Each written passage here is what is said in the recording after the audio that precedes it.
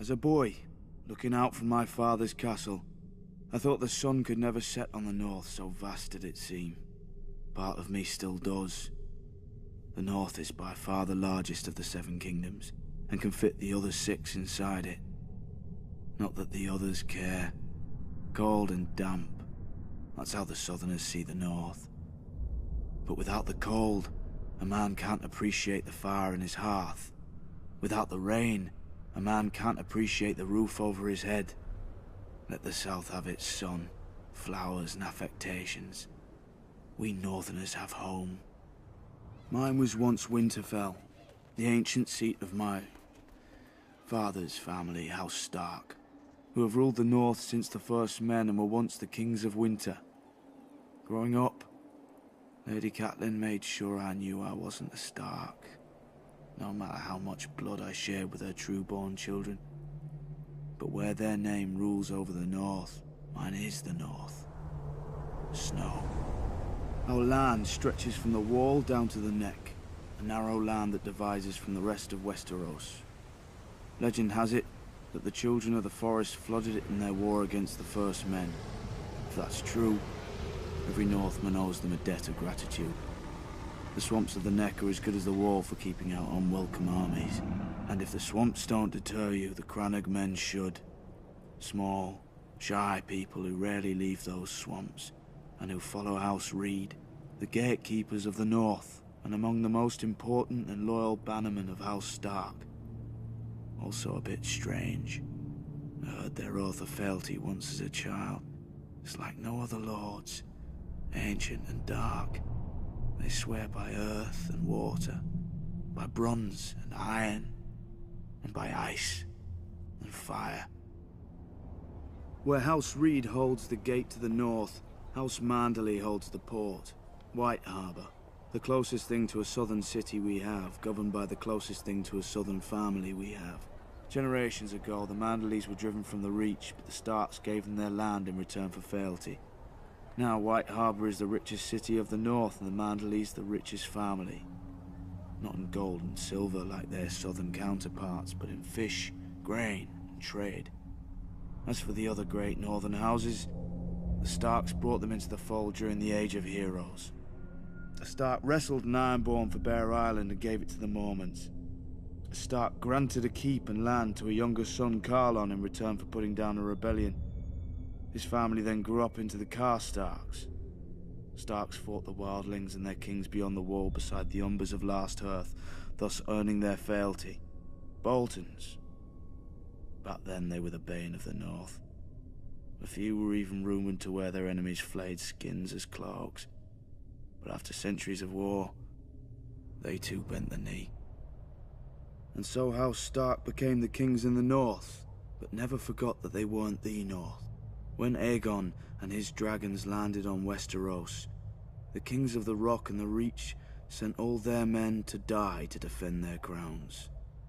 Torrhen Stark knelt, to spare his people the same fate. He placed duty above pride, just as my brothers in the Night's Watch had done for thousands of years at the Wall. Many think of it as the end of the world, but it's not.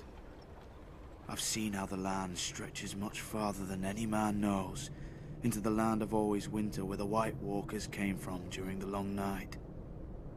After the first men and the children of the forest beat them back, Brandon the Builder raised the wall and set up the Night's Watch to guard the realms of men.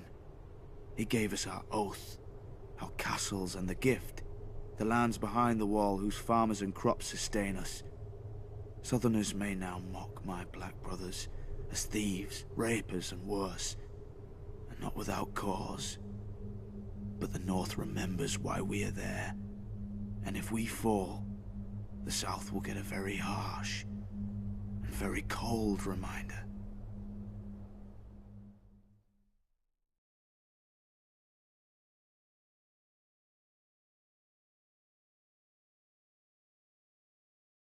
The Westerlands are all bounded by 3 natural defenses: mountain, sea, and forest. Necessary barriers when the land is as rich as ours. From our mines come the gold and silver that fuel the rest of Westeros. From Lannisport, our largest city, come the most skillful gold and silversmiths in the land. Yet geography alone is not strength. The Westerlands would have been sacked and pillaged for thousands of years if it hadn't been for the men who ruled it. My family, House Lannister. According to legend, we trace our descent to Lan the Clever, a trickster of the Dawn Age, who swindled the Casterlys out of Casterly Rock, their ancient castle. A childish story, but not without merit. 1. A mind can and should be a weapon in a man's arsenal. 2. Lan must have been clever enough not to rely solely on his wits.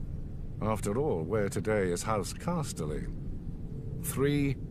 By keeping the Casterly name on the castle, Lan reminded the world of the price of getting in his way.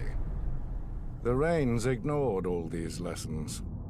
Not content with being the second richest family, they sought to challenge the first, mine. My father had put up with their insults and disrespect.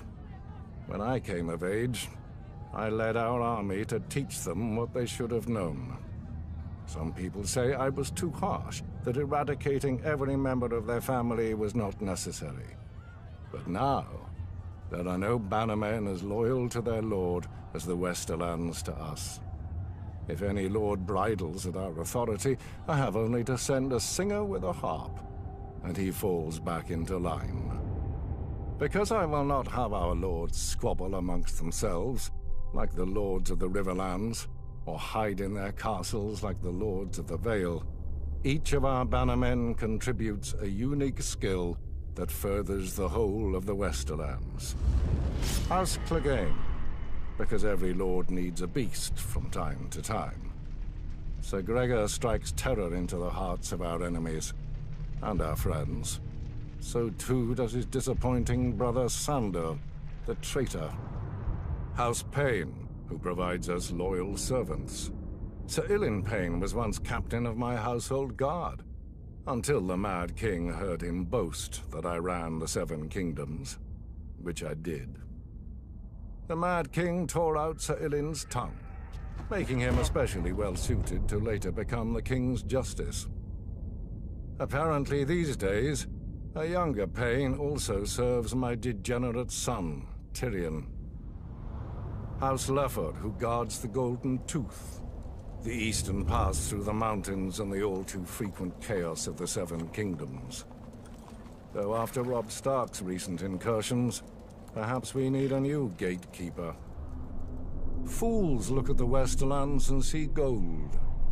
Fools see our wealth and call it strength. Gold is just another rock.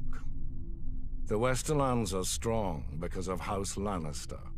From strong leadership comes unity. From unity comes power.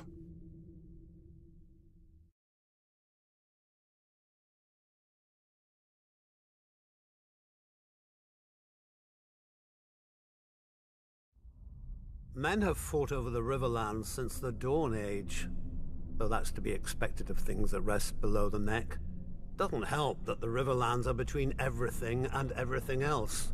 The Westerlands' gold, the Reach's grain, the Vale's rock, and the North's snow?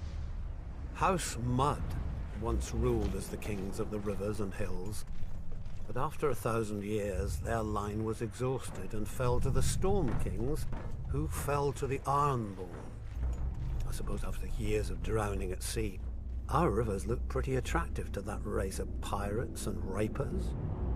Never mind that their monstrous castle, Harrenhal, was too large to staff and garrison. It turned out the Ironborn wouldn't be there long enough to bother. Aegon Targaryen landed to our south, and, as had many before him, liked the look of the Riverlands. My ancestor Edmund Tully led the desertion of Riverlords to his cause, and was rewarded by getting to watch King Harren burn in his own tower. Unfortunately, that's not all Edmund got.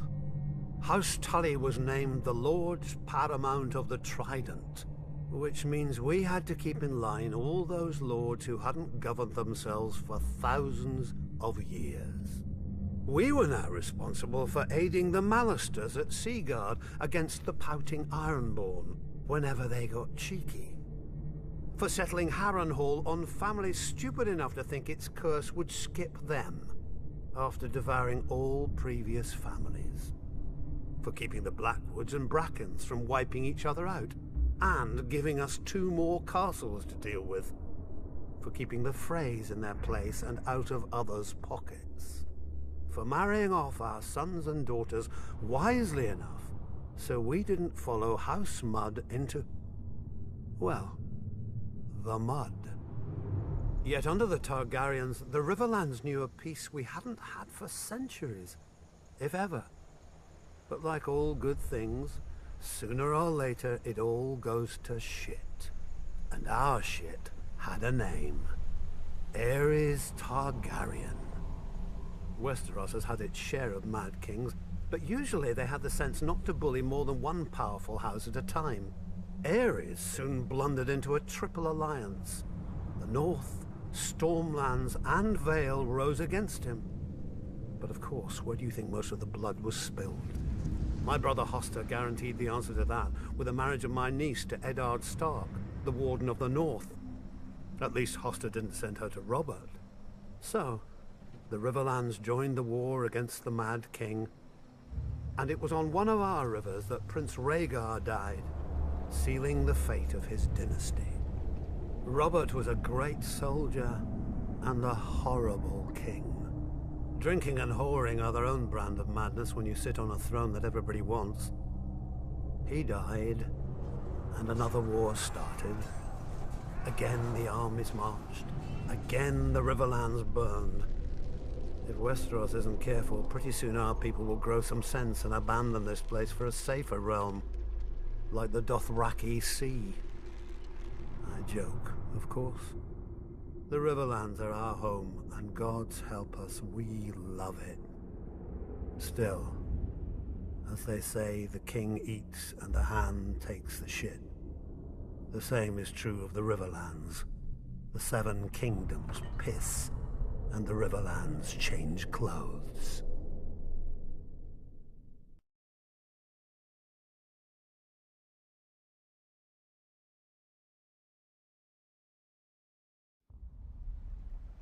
Tarth has lulled many a novice sailor into complacency.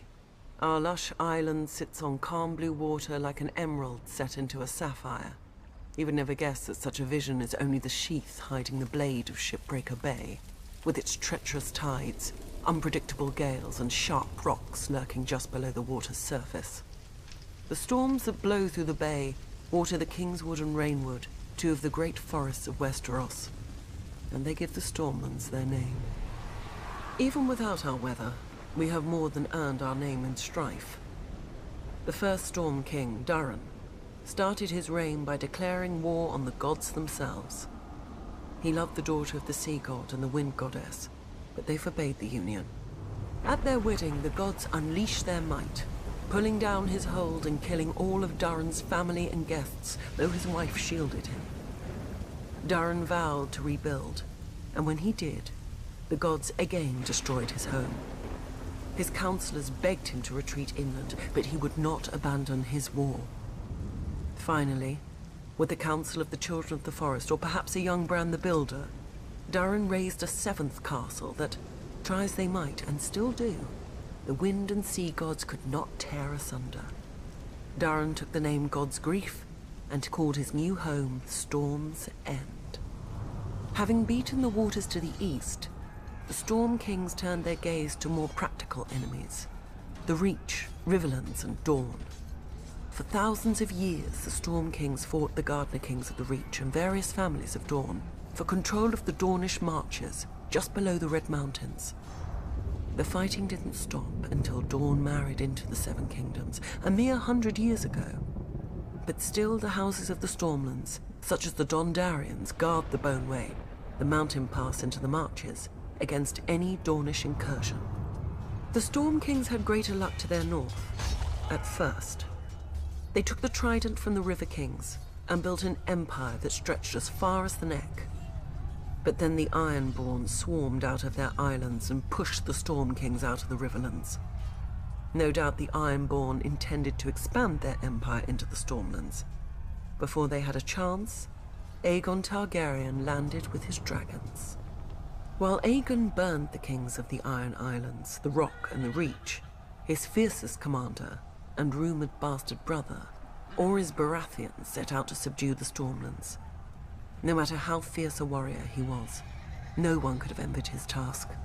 Storm's End had seen thousands of years of war and never fallen. But Argilac, the Storm King, chose not to barricade himself behind its walls and gave Orys the battle he must have hoped for. Orys slew Argilac and took Argilac's castle, kingdom, daughter, sigil, and house words. House Baratheon became the Lord of the Stormlands. Targaryen rule quieted the Stormlands for the most part, until Robert rebelled against the Mad King. His first challenge came not from the crown, but from his own bannermen, who tried to join forces against him. Robert struck first, defeating 3 armies in a single day at Summerhall. The victory cemented Robert's control of the Stormlands, and he was able to march on the Reach and Riverlands with no enemy to his rear. Yet not all of Robert's bannermen sided with him. Sir Barristan the Bold came from the Stormlands, but as the pre-eminent member of Aerys Kingsguard and greatest knight in the realm, Sir Barristan remained loyal. After Robert's decisive victory on the Trident, Robert sent his own maester to care for his countryman Sir Barristan, who had suffered grievous wounds whilst fighting so hard to kill him. Later, when the Kingslayer betrayed Aerys, Robert pardoned Sir Barristan and even took him onto his own Kingsguard. When Robert lifted Mace Tyrell's ill-managed siege of Storm's End and returned to his ancestral home, he realized the dream of all the Stormlords before him, to rule the 7 kingdoms. Then Robert died, and his brother Stannis killed their other brother, the noble King Renly, with black magic. Now the Stormlands again live up to their name, with so many houses burnt on the Blackwater and others currying favour with the Lannisters to seize the survivors' lands. Renly could have saved us. If only I could have saved him. But I will teach Stannis a lesson he should have learnt growing up in the Stormlands. As lightning gives way to thunder, so too must murder lead to vengeance.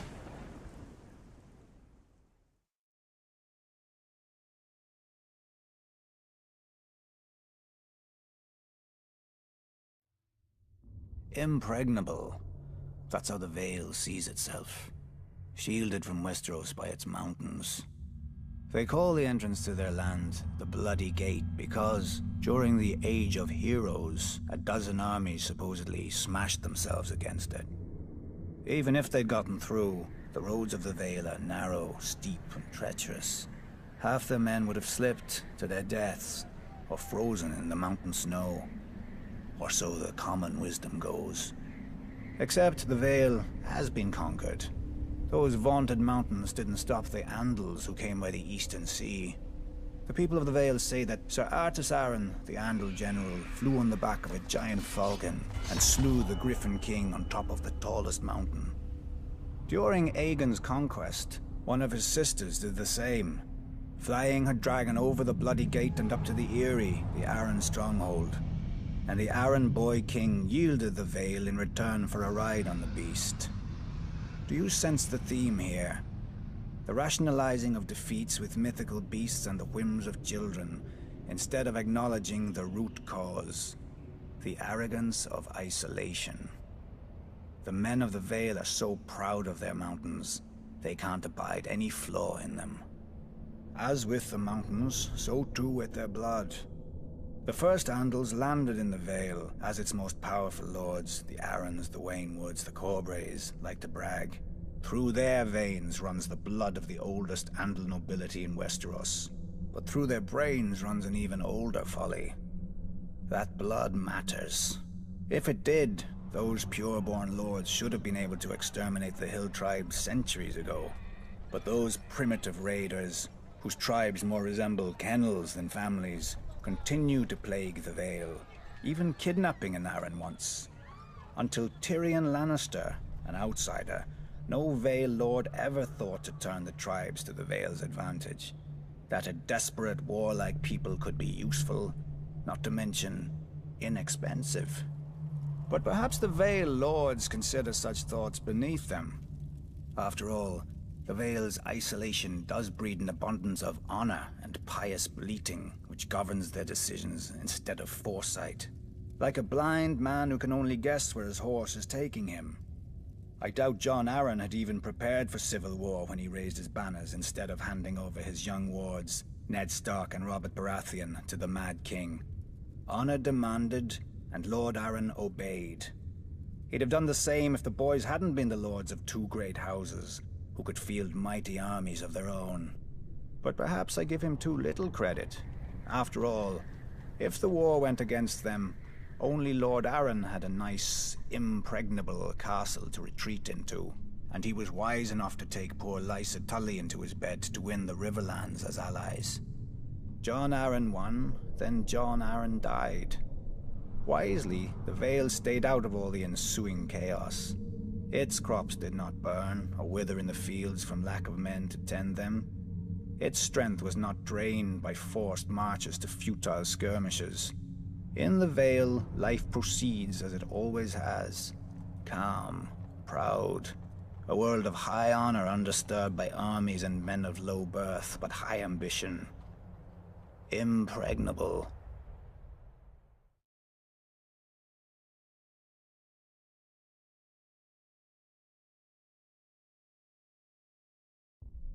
The Reach is aptly named. We're the ones who give your hands something to do at the table.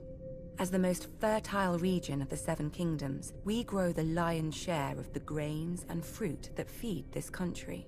Especially now, since the rebels have burned down the other fields. Thankfully, House Tyrell is here to do its duty to the crown and keep the capital from starvation. Yet, as with all gardens, weeds grow in the Reach too, though few name them as such. Singers fill our heads with chivalry and courtly love, fluff to make boys fight and girls swoon.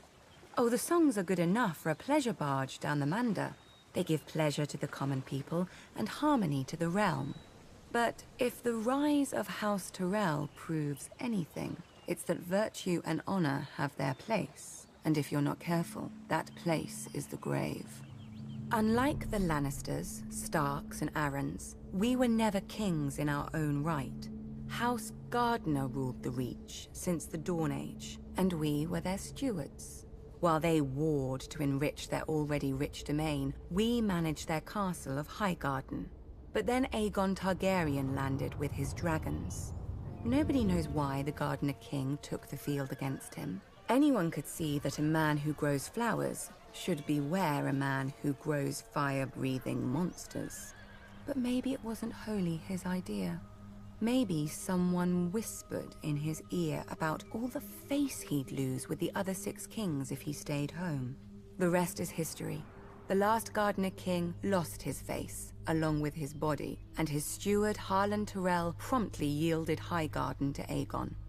My grandmother swears that Harlan was like most of our men and grew up banging steel together too loudly for a thought to penetrate. But luckily, his wife had better sense. Whatever the case, in return for Harlan's show of sense, Aegon proclaimed House Tyrell the Lords of the Reach and Wardens of the South, passing over all the other houses with better claims. House Hightower, who were kings before the Andals came, their seat is the oldest city in Westeros. They call it Old Town. Wealthy, proud, and solitary, there have been Hightowers who wouldn't come down from their great lighthouse for decades. Its name, fittingly, is the Hightower. House Florent, who had actual blood ties to the Gardeners. They whinge about their ancient rights to Highgarden every once in a while, and now that their daughter is married to Stannis Baratheon, about their rights to all of Westeros too. Apparently, putting a fox on your banners doesn't impart a fox's wiles. House Tarly, who still gives the Reach the best soldiers it has. If Aegon had named them as his lords, the Reach would have become the greatest military camp in the world, until it starved to death. the price for conscripting all the farmers. Yet Aegon chose us. Centuries later, when his descendant Aerys faced rebellion, the Reach stayed loyal. Mostly. My father, Mace, dealt Robert his only defeat in the war, even if it was my father's vanguard who did most of the fighting before he arrived. After the Battle of Ashford, we laid siege to Storm's End, Robert's home. Unfortunately, the war ended before we could take it and free up our armies to go save the king. The new King Robert had a forgiving nature. Our crimes were brushed aside without even one execution for the sake of formality. Our family was surprised until Robert's new hand, John Arryn, came by with the bill. The Reach is second only to the Westerlands in wealth, and Robert meant to spend as much of it as he could get his hands on. We gave him the coins he wanted, and later, when he wanted our grain or fruit or wine, he gave them back at whatever price we set. Now, much of Westeros is ashes. The rest of it is armies. As the Starks are fond of saying, winter is coming, and for leagues outside the capital, there isn't a harvest to be seen. Have no fear. The Reach is, as always, bountiful. House Tyrell will manage the harvest and keep the Seven Kingdoms from starvation, like the good stewards we once were. Just ask House Gardner.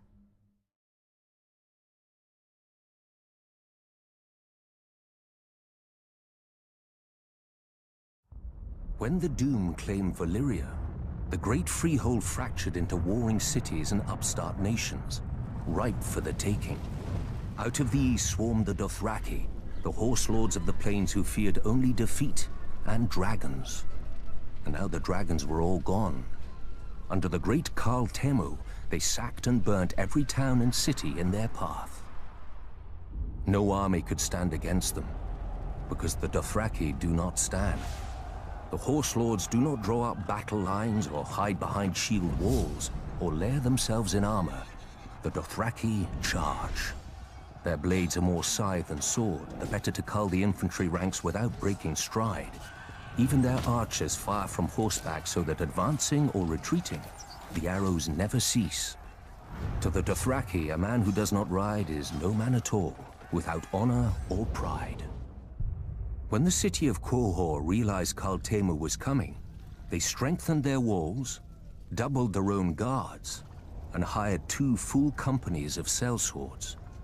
The Dothraki were used to glorified farmers with spears.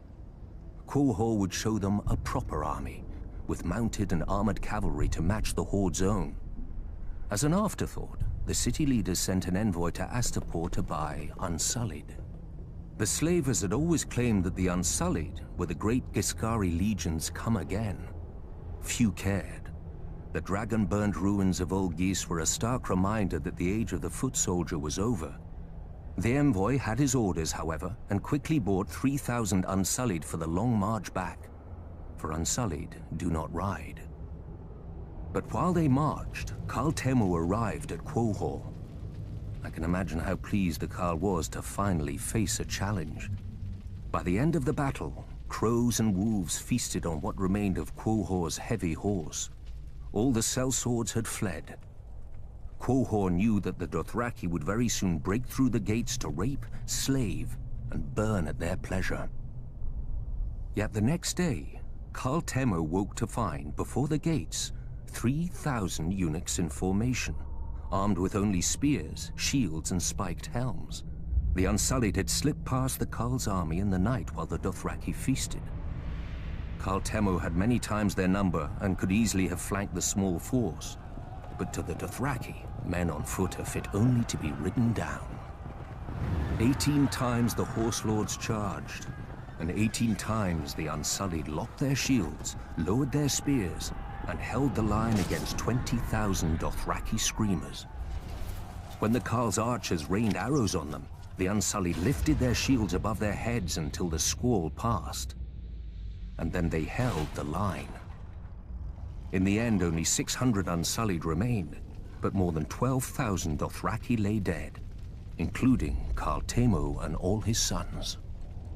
The new Khal led the survivors past the city gates, where one by one, Each man cut off his braid and threw it down before the feet of the Unsullied, defeated and shamed forever.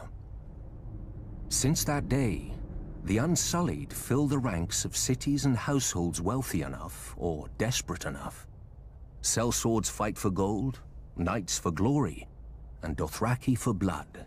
To a man, the Unsullied fight only to obey. With the right master over them, imagine how the forces of chaos would break against their shields.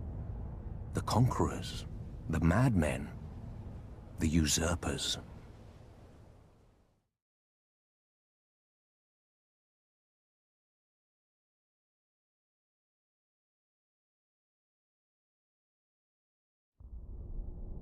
Valyria was not the first to conquer the world.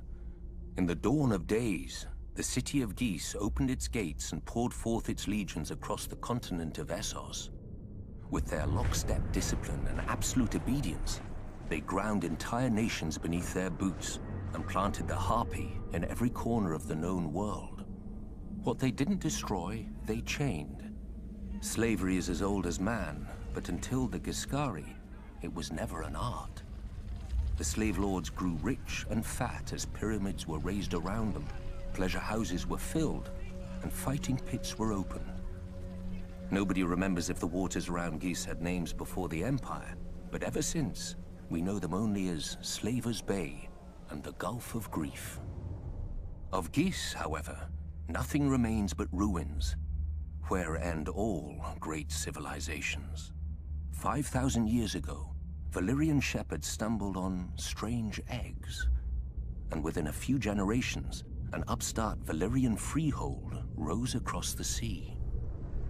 5 times did the Giscari contend with Valyria, and 5 times did they go down in defeat. For the freehold had dragons, and the Empire had none. The best of their legions burned, the others broke. The brick walls of Geese were pulled down, the streets and buildings turned to ash, and the very fields sown with salt, sulfur, and skulls. Yet the Empire was not wholly destroyed. Astapor, Yunkai, and Meereen, once lowly colonies along Slaver's Bay, survived, and even thrived. Valyria had watched the Giscari grow rich and powerful off the backs of conquered peoples, and now the self-styled freehold wanted its turn. While the Dragon Lords brought the world to heel, the slave markets of their former enemy never lacked for flesh. Lamenting the lost empire, the descendants of old Geese grew rich and fat. The doom fell on Valyria, and the Dothraki rose to pillage most of the continent at will. But gold-laden Astapor, Yunkai, and Meereen continue as they have for thousands of years, untouched. For even the Horse Lords understand what the Giscari taught Valyria so long ago. What good are slaves without slavers?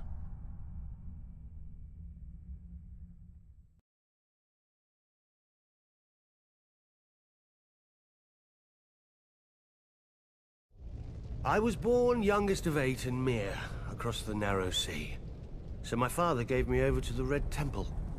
In their wisdom, they decided to make me a priest instead of a warrior or a temple prostitute like other children. It was not the path I would have chosen. Sure, I prayed the prayers and I spoke the spells, but I also led raids on the kitchens. And from time to time, they found girls in my bed. Such wicked girls. I never knew how they got there. Then again, I did have a gift for tongues. And when I gazed into the flames, well, from time to time I saw things. Even so, I was more bother than I was worth. When the High Priest foresaw Robert's ascension, he sent me to turn the Storm Lord to the Lord of Light. When Robert seized his crown, we'd take all of Westeros from the Seven in a single stroke. Perhaps they thought Robert would listen to a kindred spirit, or perhaps celibacy had addled the High Priest's brain. I didn't know, and didn't care. I was free. I did my duty as I saw it. Drinking and whoring and waving my sword around. The only gods Robert cared about anyway. Years passed, Robert became king, I became a joke. We both became fat. I even won some glory in Greyjoy's rebellion, first through the breach and all that. It's amazing what boldness a full bladder can inspire. But Robert had stopped listening to my sermons a long time ago, even if I'd still bothered to give them. Then came Robert's death, and the war. I'm not speaking of those brats squabbling over the world's pointiest chair. Powers long asleep are waking and moving through the land. I've seen them in my flames. Shit, I've seen them with my own 2 eyes. The Lord of Light is real. And if he's real, then all of it is real. Man once again faces the war for the dawn, which has been waged since time began. On one side is the Lord of Light, the Heart of Fire, the God of Flame and Shadow. Against him stands the Great Other, whose name may not be spoken. The Lord of Darkness, the Soul of Ice, the God of Night and Terror. According to prophecy, our champion will be reborn, to wake dragons from stone and reforge the great sword Lightbringer that defeated the darkness those thousands of years ago. If the old tales are true, a terrible weapon forged with the lifeblood of a loving wife's heart. Part of me thinks man was well rid of it, but great power requires great sacrifice. That much, at least, the Lord of Light is clear on. I sound like a dried-out old woman, I know. But as our former hand liked to say, winter is coming. When the cold winds rise, all men, no matter their faith or lack of it, huddle beside my night fires. And I pray the prayers, and speak the spells, and beseech the Lord of Light to bring back the dawn. So far, so good. But reprobate as I am, I can't help but wonder what will happen if, one day, our Lord does not answer. Imagine a night that goes on forever, so dark and full of terrors. I think I need another drink.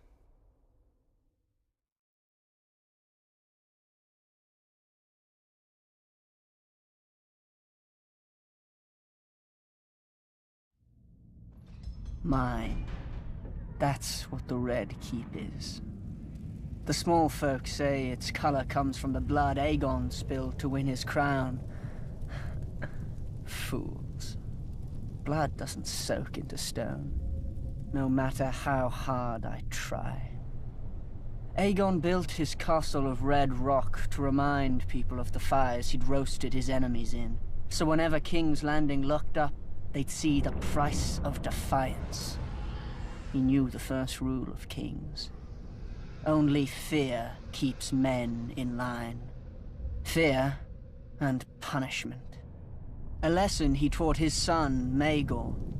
When the builders finally finished the Red Keep, Maegor executed them all to keep its secrets safe.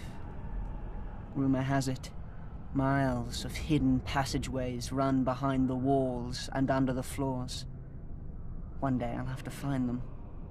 Traitors and women work in shadows. A king has no need for secrecy. Now, people name Maegor the Cruel, but I doubt any dared in his day. His strength was all too rare in the degenerate Targaryen blood. The simpering Baelor the Blessed created the Maiden Vault to imprison his own sisters and save himself from carnal thoughts. Disgusting.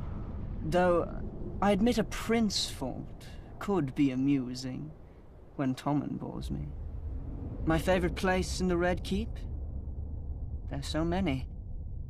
The Traitor's Walk, where I mount the heads of my enemies.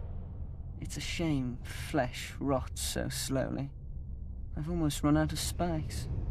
The dungeons are also quite nice once you get past the first 2 levels. A stable for common criminals and private cells for useful highborns. How boring, I know. But then you come to the black cells. No windows, no torches.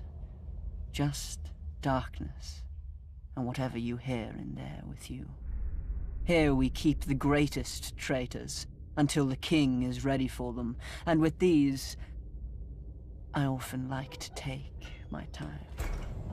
But I've heard rumors of an even lower, hidden level, Maegor's favorite. Once a man was taken here, He never saw the sun again, nor heard a human voice, nor breathed a breath free of agonizing pain. Varys must know the way, but that overgrown girl pretends not to. Maybe he fears I'll make him a victim. Maybe I will. Then again, torture chambers are just so... private. Better to punish your enemies where everyone can see and remember. Like that Targaryen who forced his nephew to watch as he fed the boy's traitor mother to a dragon. Oh, what I could do with a dragon. Even Aerys, fool as he was, knew to burn men alive with an audience, to spread the terror far and wide across his kingdoms. Of course, I know my favorite place now. When I sit on the Iron Throne, high in the Red Keep, all of Westeros scuttles below me, like insects, waiting for my heel to land.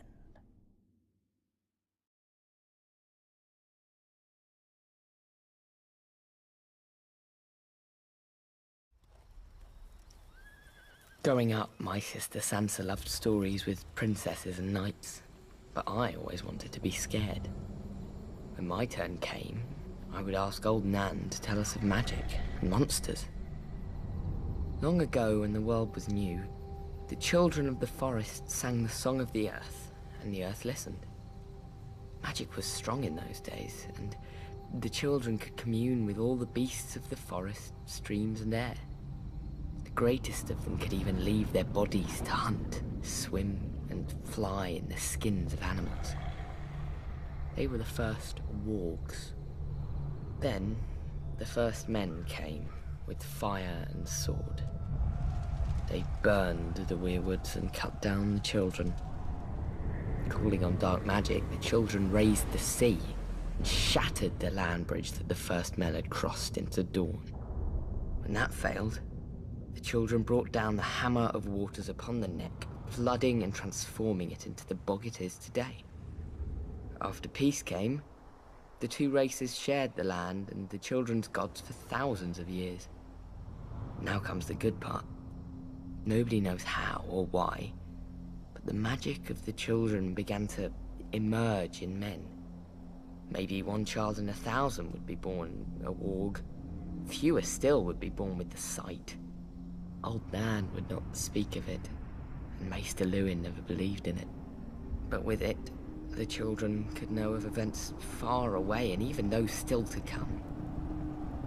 Some say the sight was the children's most powerful and terrible secret, and helped turn the tide during the long night. Magic has since fled our world. Among the small folk, any child suspected of being a warg will be left out to die. Beyond the wall, though, a careless hunter might still find his prey has claws and teeth, and a man's mind to guide them, for the wildlings have a different idea of monsters. But even wildlings keep their distance from a warg, because, and here old Nan would lean in close and whisper, how can you tell if the man is wearing the beast, or the beast is wearing the man? Now, old Nan has no more tales, and Maester Lewin will never scoff again. That's fine. I don't like scary stories anymore, because I'm in one.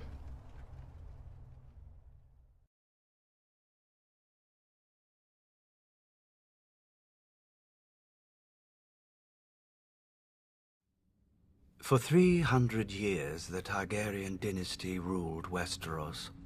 Wars were still fought, homes still burned, and men still died. But compared to the chaos of what came before, the realm was stable.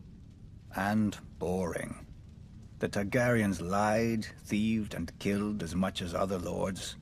They just had dragons to answer all complaints. Until they didn't. When the last dragon died, it was only a matter of time before the Targaryens followed. By only, you mean another century? Which they wasted trying to replace their lost advantage. Incinerating their own palaces to hatch dragon eggs, drinking wildfire to become dragons, And let's not forget the Mad King's favorite, burning men alive so he could pretend to be a dragon. We urged Aerys to pardon Brandon Stark. The boy had threatened Prince Rhaegar, but Rhaegar had stolen the boy's sister. And the boy was the eldest son of our Warden of the North. Who's the greater fool, a Mad King or the man who reasons with him? Aerys saw knives in every shadow. When you told him to treat the Starks with caution, you made him afraid. And what he feared, he killed. I wouldn't have thought you, of all people, would bother with recriminations for Brandon's death, Lord Baelish. Not after your, shall we call it, duel with him? Brandon was as arrogant as he was stupid. Like his father, Lord Stark, who answered Aerys' summon to the capital. They earned their fates. But the younger son, Ned, what was his crime that Aerys ordered his death as well? Unlike men, families don't die when you lop off their head. At the very least, you should have pointed out that loyal and dutiful Ned was living with Jon Arryn, a proud and over-righteous lord with an impregnable castle and no sons of his own. Perhaps you could have spared Aerys the embarrassment of revolt. If only we'd had the foresight to consult you, Lord Baelish, but I suppose first we'd have had to know who you were. Nobody knew Robert Baratheon either, yet he claimed the right to sit on the Iron Throne. He had Targaryen blood, through his mother.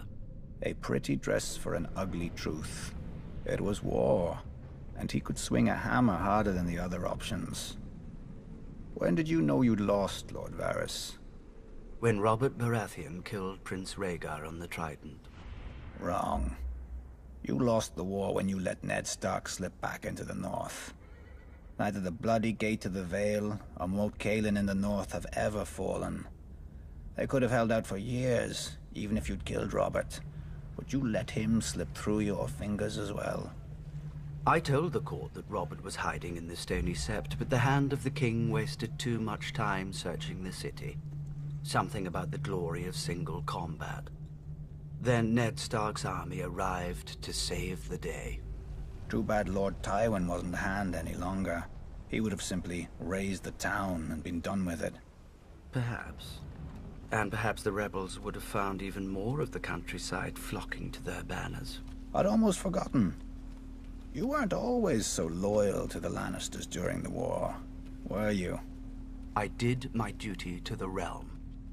When Lord Tywin showed up at King's Landing professing loyalty, I warned Aerys not to open the gates. Prince Rhaegar was dead, our army scattered.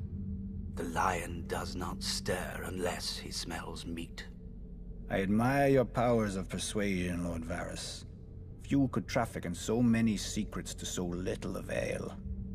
Grand Maester Pycelle told Aerys what he wanted to hear, that his old friend Tywin was there to save him. Then Aerys' old friend sacked the city, and his son stabbed Aerys in the back. A regrettable, though necessary action. As were the pardons the new King Robert bestowed on the Royalists. Mace Tyrell, Barristan Selmy, you. King Robert wisely chose order over vengeance. Jon Arryn wisely chose for Robert, but Jon Arryn died. Then Robert, then Ned. So ended their glorious revolution. And Westeros has been burning ever since. Let it. How Targaryen of you. One of the mad ones. Fire turns even the proudest oaks to ash, leaving newer roots space to climb.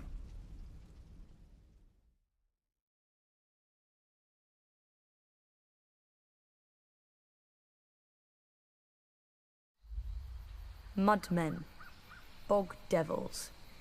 Those are just the most pleasant names our fellow northerners have for us, the Crannogmen who live in the swamps of the Neck. Because we do not live in castles like them, because we do not farm like them, because we are not tall or rich like them. But through our veins flows the same blood of the first men, and, at times, maybe something more. We still live much as they did, on floating islands in houses of thatch and woven reeds. We fish, hunt, and tell our children of our heroes. the Knight of the Laughing Tree who fought in the year of the false spring, the last Marsh King who challenged the Starks and lost his crown and his daughter, and other stories, older still, since lost to the world. The Neck was not always a swamp. In the Dawn Age, it was as dry and fertile as the rest of the North. But during the war with the First Men, the Children of the Forest brought down the Hammer of Waters on the Neck, trying to break Westeros in two. When the waters finally receded, they left the bogs and swamps we know today. Many of the First Men decided to fight on, but my ancestors wisely chose to heed the children's power and advance no farther. They beat their swords into frog spears and fish hooks, and settled a land forever devastated by the folly of war. Unlike the rest of Westeros, we keep no garrisons and raise no soldiers for petty spats with our neighbors. Our land protects its own. An outsider will find in the Neck an endless morass of suckholes, quicksands, and green grass that looks solid to the unwary eye, but turns to water the instant you tread on it. If you're lucky enough to be armored, you'll only drown inside your own steel. If you're not, you get to meet what swims in that water. Serpents and monstrous lizard lions with teeth like daggers and never enough to eat. Don't worry. Only your horse will live long enough to feel their poisons burning through it. If you somehow survive all this, you may find that a well-placed dart can be as deadly as any blade. Not that you'll see us blowing it your way. Since the fall of the last Marsh King, House Reed has ruled the Neck beneath the banner of a black lizard lion on a grey-green field. We are not wealthy, powerful, or known even to our own countrymen. Our home, Greywater Watch, is no castle you've ever seen. And seeing it once does not mean you'll ever find it again. For Greywater Watch moves. Many would-be conquerors have died trying to find us. With war all around and our Stark Lord besieged on all sides, many more will doubtless soon try. They will look at us on a map and see a stranglehold for the north. And they will forget that the sea itself once entered the Neck, and not all of it returned.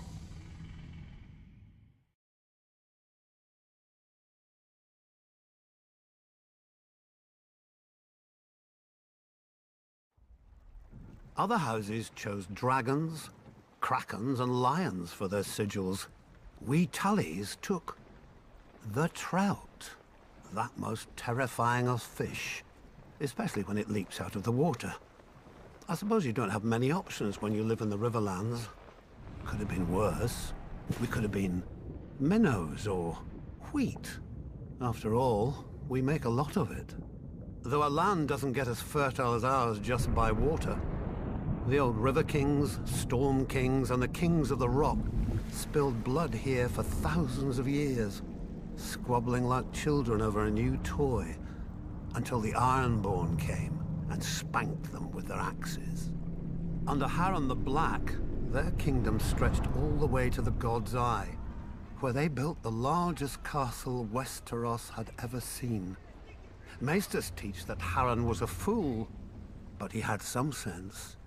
If you're going to enslave and torture an entire people, you best have thick walls to hide behind.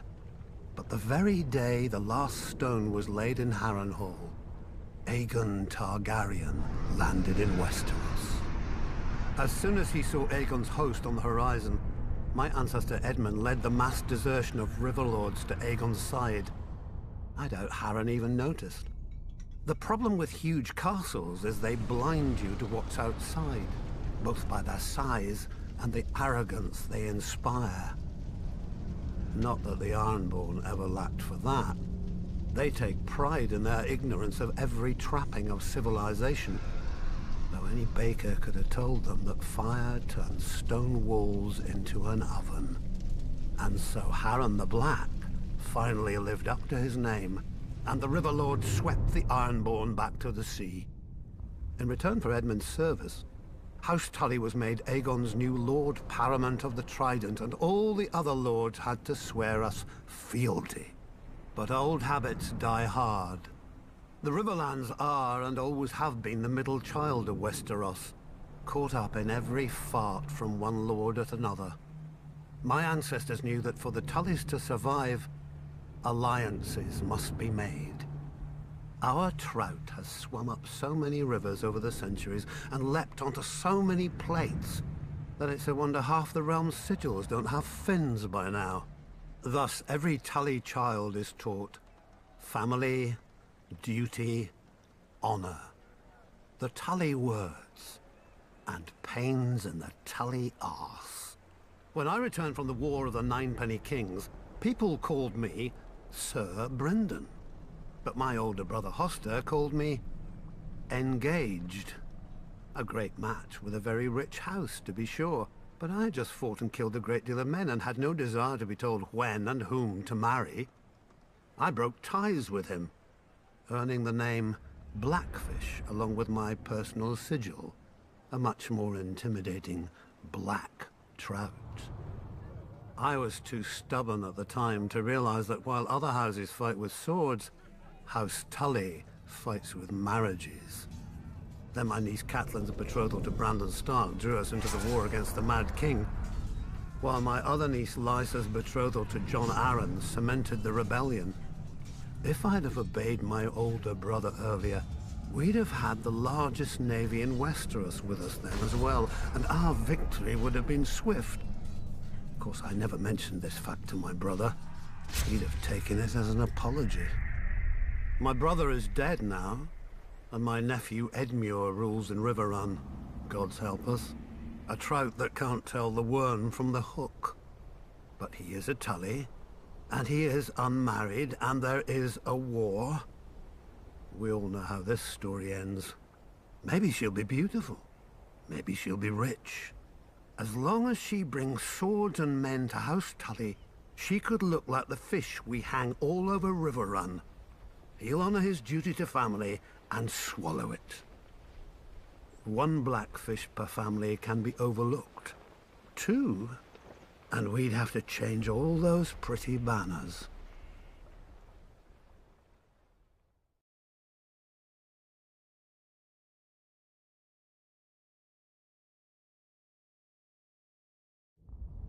Like the Starks, the blood of House Bolton runs back to the first men.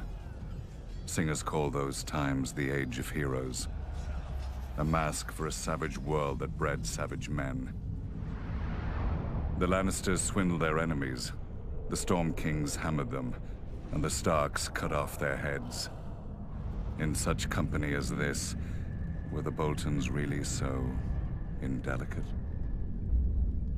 Unlike some other houses, my ancestors owned the Bolton words, "Our blades are sharp." They passed down not a Valyrian greatsword, but a knife, honed and thin enough to fit between the topmost layer of skin and the tissue below. And peel. For as we all learned as children, a naked man has few secrets, a flayed man none. In those dark days, they say that some of my more willful forebearers would even wear their enemies' skins as cloaks. But no such tokens remain, if they ever existed. Certainly not hanging in some secret room in the Dreadfort, as old wives and fools insist.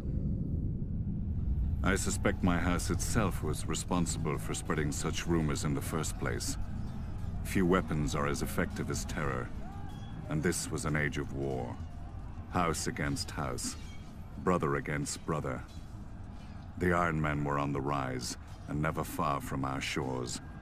We must have seemed ripe for the taking, too busy fighting each other to deal with the raiders as they deserved. Thus the Starks took it upon themselves to unify the North, under them. They drove the pirates out of White Knife and claimed the eastern coast, and married the Marsh King's daughter for the neck.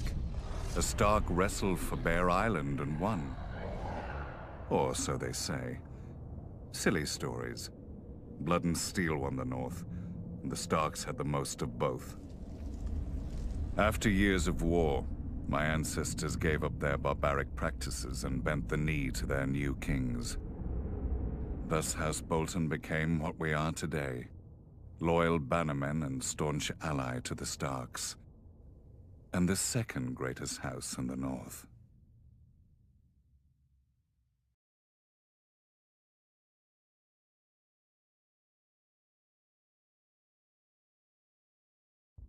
Some houses rise to power through strength, others through wealth. House Frey gained its title through cunning. Centuries ago, its founder looked at a map and noticed how the trident spears the neck, cutting off the north from the south. He realized that a river of gold would flow to the man who owned the right bridge across the water. It took the Freys 3 generations to complete their forefathers' vision. A massive arch of smooth grey rock, wide enough for 2 wagons to pass abreast. When they were done, they built high curtain walls, deep moats, and heavy gates to protect the approaches, and put up squat, ugly, formidable keeps on either bank. The Twins, commanding both road and river with arrow slits, murder holes, and portcullises. The Twins ensure that no one crosses without begging the Freys' leave and paying the Freys' toll. The plan worked. The family grew rich and powerful, exacting gold from lords, merchants, and poor farmers. A good thing too, given the number of Freys the bridge has to support. The current lord, Walder Frey, has seen over 90 name days and sired near as many children, true-born or otherwise. A shameful thing in any other lord, but Walder Frey possesses no shame. A dangerous thing for any other lord, but Walder Frey has no concern for heirs or fear of their impatience. Perhaps Lord Frey thinks to outlast them all. Given the infighting he encourages among them, perhaps he will. Whatever the case, House Frey does nothing so well as survive. When the Ironborn conquered and razed the Riverlands, the Freys hid in their castle. When Aegon and House Tully swept the Ironborn back to their islands, the Freys hid in their castle. When my ancestor demanded their allegiance as Aegon's new Lord Paramount of the Trident, the Freys bent the knee from their castle.